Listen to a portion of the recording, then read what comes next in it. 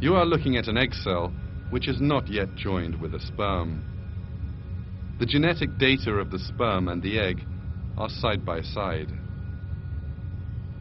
But one of the greatest miracles in the world is about to happen. Two sets of genetic information are about to mix with one another to form an entirely new human being. And union has happened. This first cell is called a zygote. It may be hard to believe, but inside this cell is all the information regarding a person as yet unborn. The unborn baby's eyes, complexion and hair color, the shape of his face, and all his other physical features are encoded here.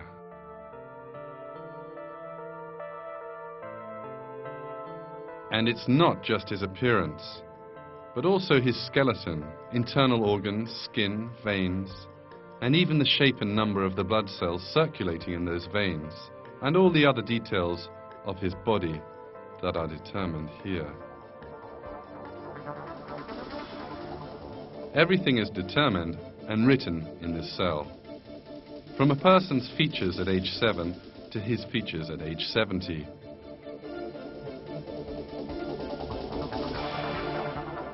Shortly after fertilization, the cell will perform another very surprising action. It divides and two new cells form. Then these cells divide again and become 4 cells. The construction of a new human being has now begun. But why does the cell decide to divide? Why does it have the task of building a new human being? Who gave the cell the knowledge to build a new person? These questions lead us to the existence of God, possessor of infinite intelligence and power, who created us, the world, the human being in that world, the cell in that human being, and the entire universe around it.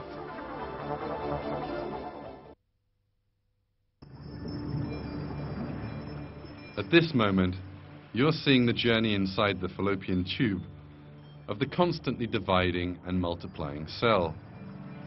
This collection of cells is known as a morula.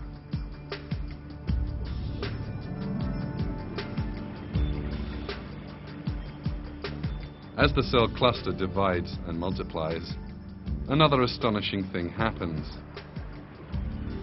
Some cells start to grow different to others.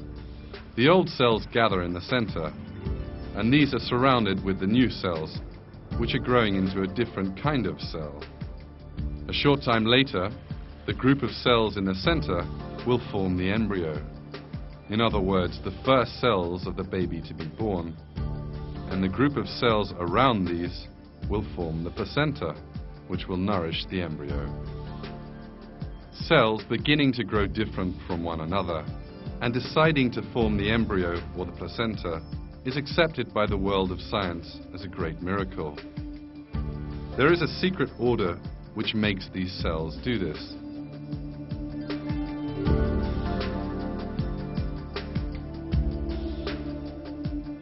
About 4 days after fertilization, the dividing cells reach an area specially prepared for them, that is to say, the mother's womb.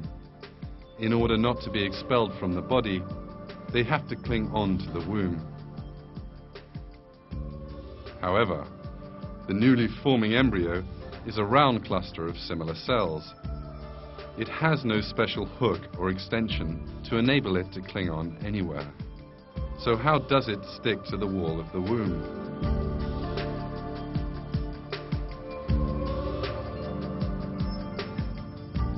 This too has been taken into account. When these cells reach the wall of the mother's womb, a special system goes into operation.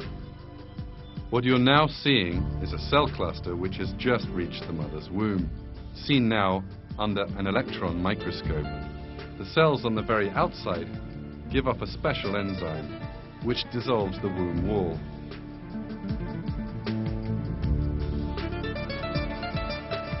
In this way, the cells cling tightly to the womb and avoid being expelled from the body. The presence of these cells, which are both in the right place and which release the necessary enzyme, once more reveals the perfection of creation. Thanks to this flawless creation, the cell cluster is buried in the wall of the womb.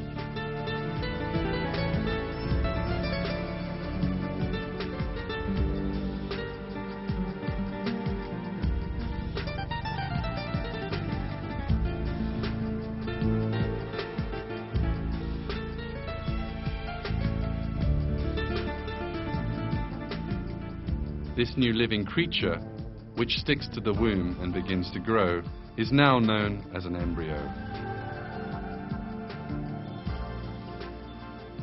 This truth, discovered by modern science, revealed an important miracle of the Quran. In the Quran, God uses the term alaq to refer to the first phase in the mother's womb.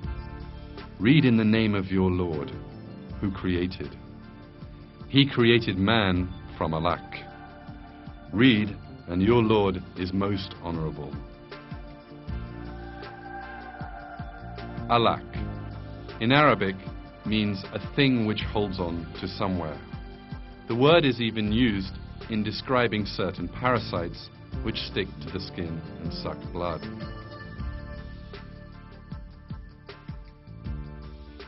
In other words, in the Quran, which was revealed to us at a time when man's knowledge of biology was still very limited, a word is used which exactly describes the embryo in the mother's womb. This proves once more that the Quran is the word of God.